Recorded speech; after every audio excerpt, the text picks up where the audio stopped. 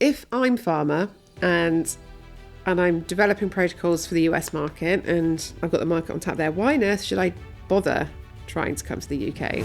In terms of if you want to come and test your new drug and you want to work with great academic institutions that are here, with great NHS organisations with a good track record of delivering high quality research, the UK's a no-brainer.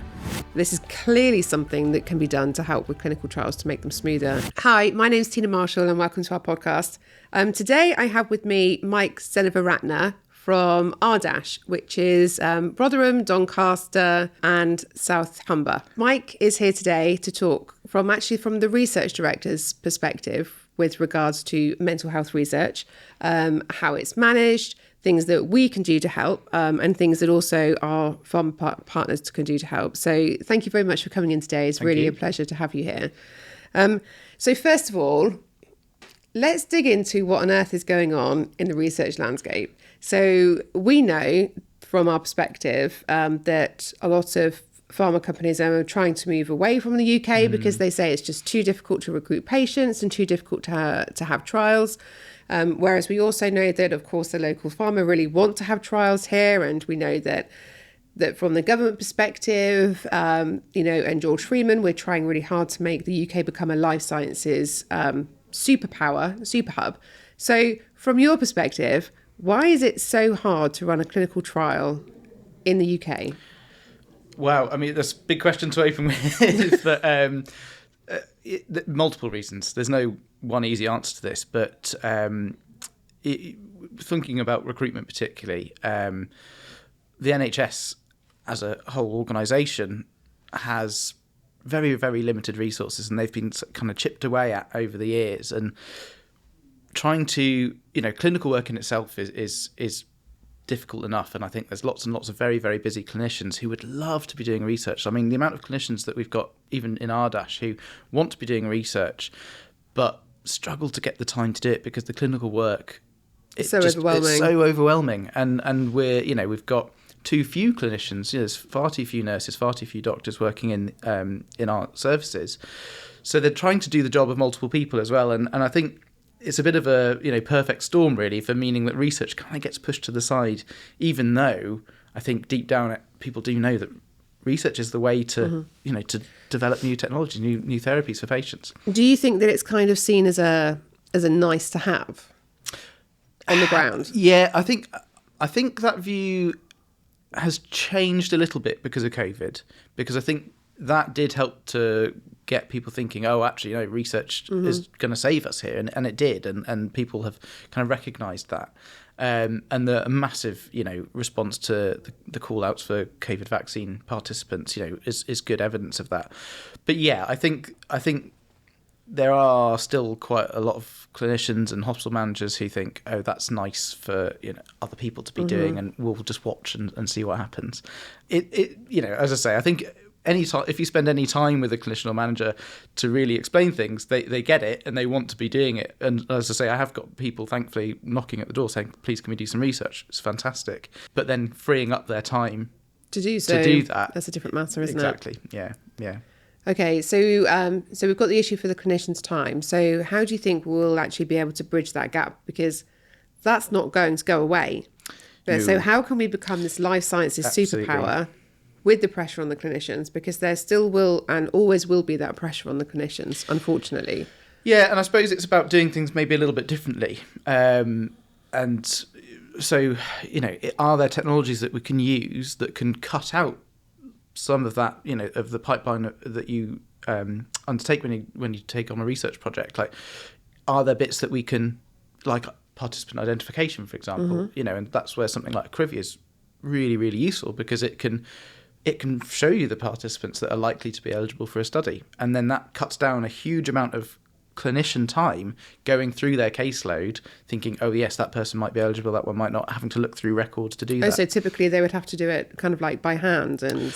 Yeah, absolutely, yeah. There isn't... I mean, yes, there's reporting systems, but they're fairly crude. And certainly in mental health services, not that many patients have a hard-coded diagnosis. You'd have to trawl through the notes to find what the diagnosis That's is. So very time consuming. it's incredibly time consuming when you've got caseloads of thousands of patients, and it's not feasible.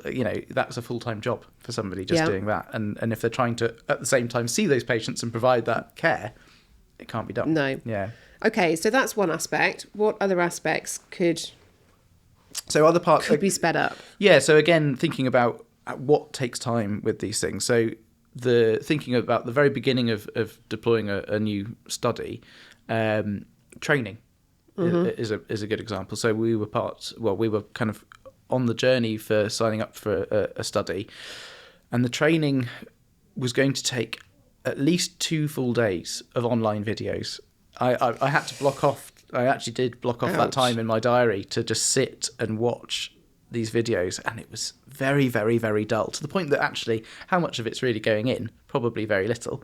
And I'd be referring to the manuals afterwards. But then if I'm being devil's advocate, what would happen if they didn't provide the 2 full days of training? Yeah, absolutely. And it was self-paced, which was good, so you could kind of do it in drips and drabs, but I just felt I needed to do it that way. But yeah, you need to know what you're doing with a study. You have to be able to deliver a study safely and scientifically, rigorously. So absolutely appropriate. But I think there's certain things where maybe... So I guess, was it all appropriate? Or was it not appropriate? Was it all necessary? I wouldn't say it was all completely necessary. And I think it would be necessary to see that for the complete study. But there'll be certain people doing certain aspects of the study where that, certain bits of the training are relevant. For example, how to ship lab samples. It's not something I'm going to be doing, but, as a PI, I needed to look at all of these videos so that I had an awareness of it, which again makes sense because if I'm taking responsibility for the conduct of the study. But there's an element of, I trust my colleagues to do their jobs properly. So I trust that if they were to watch those videos and do that training, I trust that they've done that. And if there were issues, well, that's what you've got a CRO there to help you, who's monitoring what you're doing, and you have monitoring visits checking that everything's being done properly. So I think there's never going to be a perfect solution to cutting out all training, but I think it could be done more smartly. In addition, I do think, are there kind of training passports that you could create? And I know there are, some of these do exist, and certainly within drug companies you've got alliances with certain CROs as well. There's certain training that kind of stays on a log, and that's fine. But having like a bit of a passport for, I've done my whatever assessment training, if it's like a PANS scoring, I've done my PANS scoring, that's fine, done. Could be other examples like that, especially if there's kind of similar, going back to the lab processing samples thing. So that's really interesting, because in kind of like your standard typical corporate world, there would be a record of all of the training that you've done. Oh, there is for the NHS. I've got my mandatory training, but there isn't. As I say, I'm aware there are some attempts to do that for research. None that I've been able to. For any of the research projects we've done, they've not had that. So it's something that definitely could be. If all the big pharma companies, for example, got together and say, okay, we will accept this training program. And if people have done it, uploaded their certificates to an online portal or something, it's how it works for the NHS. I've got my mandatory e-learning that you go through, and it just stays on your record. And then, you don't have to repeat it until it goes out of date. Perfect. I think that's a great idea. And this is a call out for pharma who are watching this from Mike and I to develop something like this. So one of the questions that I've had before is, can we find out from our NHS what can be done to help them with clinical trials to make it much smoother? This is clearly something that can be done to help with clinical trials to make them smoother in the UK. I think that's a really great idea. Do you have any others? Like, what else are the real blockers with the clinical trials? So the training is one. We need to slim that down so that we don't have 2 days of training for something that you might not need to do. Let's make it relevant to the relevant people. And also just, not just making it relevant to the relevant people, but trying to trim down some of what's in there as well, because, some of these videos are very, very long, and it feels like they're just ticking a box themselves to say they've delivered that tick, done, they're covered from their insurance. And sometimes as marketers, you do go on and on a bit. Yeah, absolutely. And we've touched on participant recruitment as well, and the difficulties of identifying participants. But then I suppose when it comes to running the study and having things you've opened the study, you've got your first patient in, and then one of the things that we have struggled with in the past, but it's entirely variable, is the CRO.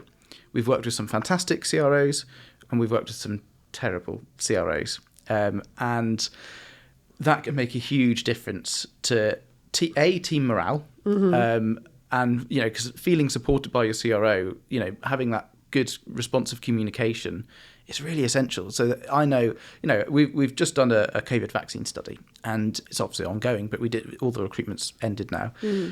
The CRO was brilliant, really, really helpful, really responsive. If we had a quick question, bam, they'd get back to us the same day or the next day at the latest. And it felt collaborative, and it worked well. And funnily enough, recruitment went really well, and it was a great study. Obviously, the ongoing bit's still ongoing, but no problems. And we've had no issues from the CRO, no major issues with our site, because we've had that collaboration to begin with to get it right in the beginning. It can be really tricky when you don't have that responsiveness, because it might be that you're maybe not doing something quite right, but because you don't know that you're not doing it quite right. You don't know what you don't know. Exactly. And so it carries on. And then if somebody isn't responding to you, or if somebody's responding in a difficult way, why do you want to help them? Well, exactly. But then equally, it then comes down to human nature, doesn't it? Exactly. And then when it comes to the data cleansing at the end, and they realise, oh, hang on a minute, I need to go back and redo all of this and get the participants back in to redo a certain bit because it wasn't done in maybe quite the right way. It's just, it's time consuming. It's annoying for the participants having to bring them back in sometimes for doing bits. And it's entirely avoidable. There'll always be bits that go wrong in studies, but if you really put that groundwork in at the beginning and have that good communication, you're going to eliminate 90% of that. Yeah.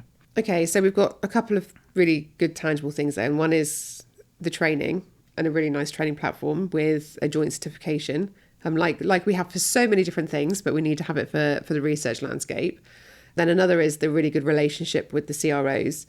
That's absolutely key. What else is it that you think that pharma specifically could do to help you with a clinical trial? So when you get a protocol, how does that feel, that process when you're looking at it? Yeah, so they're very American focused, and the protocols are often, you read them and you go, okay, yes, this makes sense in America, but maybe not here. And we have to kind of do a bit of mental juggling to see, okay, how does this fit in with A, our clinical services, and B, just our processes for research as well, because there's obviously quite a big difference.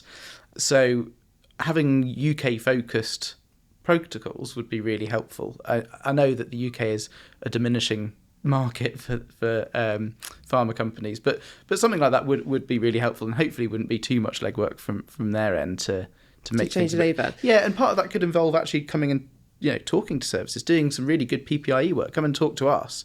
How does like mental health care get delivered in the UK? How do early intervention clinics work? What's the flow through of patients? I actually had somebody from one of the drug companies recently get in touch to go through exactly that. Nice. And it was really lovely because you could see they want to deliver. They really want to understand more. Exactly. They want to understand, how does it work? How can we therefore, because they have a huge role in developing new therapeutic processes as well as drugs themselves, but the process around that drug, especially in mental health, where it's not going to be just one drug, it's going to be a drug maybe alongside a therapy at the same time. Absolutely.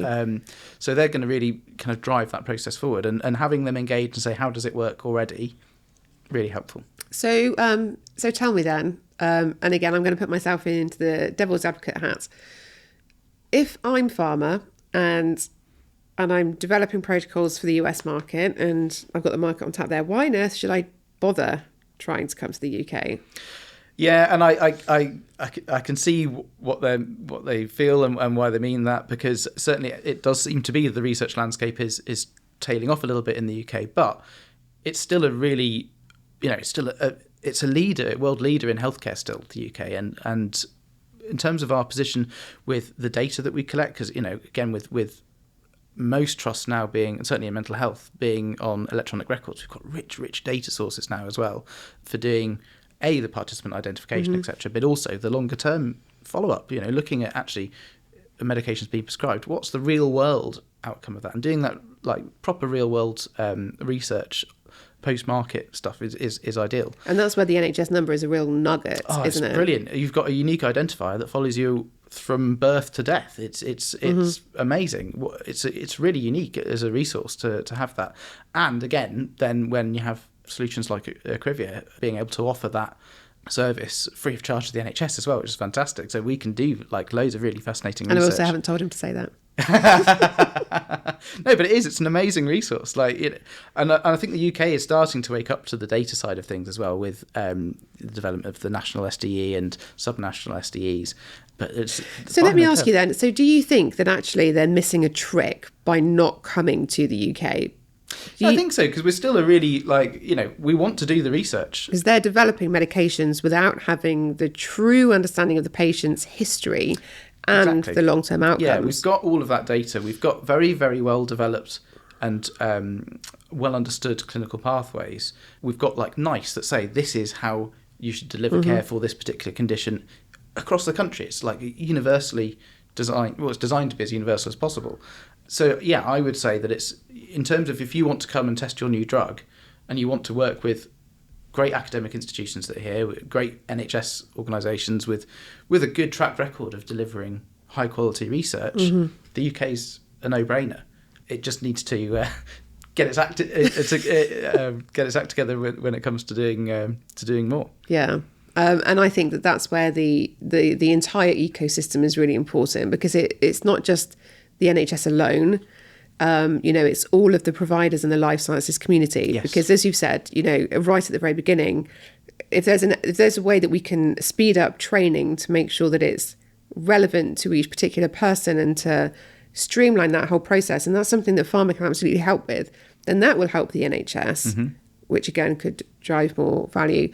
Let me ask you about patients and their involvement in clinical trials. How do you think patients feel about being involved in clinical trials?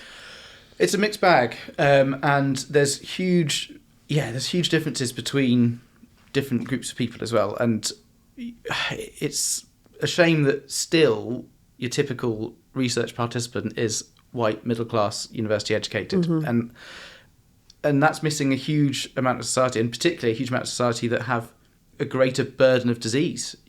So COVID again really highlighted this when it came to the vaccine rollout, that there's a lot of suspicion around organisations and big, the man, as it were, the government and the NHS trying to inject me with something, and there's lots of suspicion there, very understandably, given some historical issues. But yeah, what you need, that's why it's really important to engage everybody. And I think that's something that RDaSH, we're quite good at. We've got very well engaged patient research ambassadors who have been brilliant in helping us access.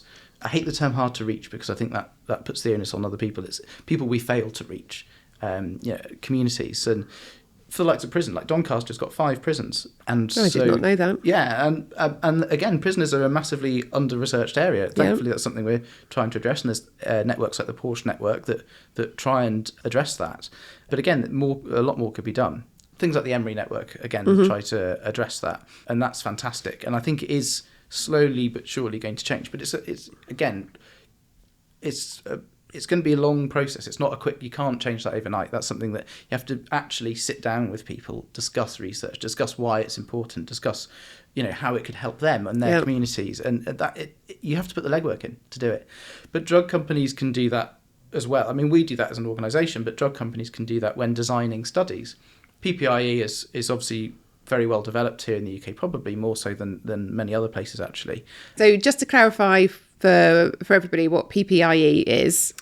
So it's patient participant involvement and engagement. Okay, brilliant. Yeah. So that's so key. Like, if you're designing studies with the participants that you want to be involved, you're going to design a study that they then want to get involved in. It's a no-brainer. So when you say design them with, do you mean that they should actually physically have a meeting with them? And yeah. Well, that's the ideal. I know that that's not always very practical, but then talk to the organisations that do this. Yeah. So again, we've got a strong PPIE engagement team at RDaSH that's come and talk to us, and we'll help you talk to people. We can take questions on your behalf and talk to the people that we know.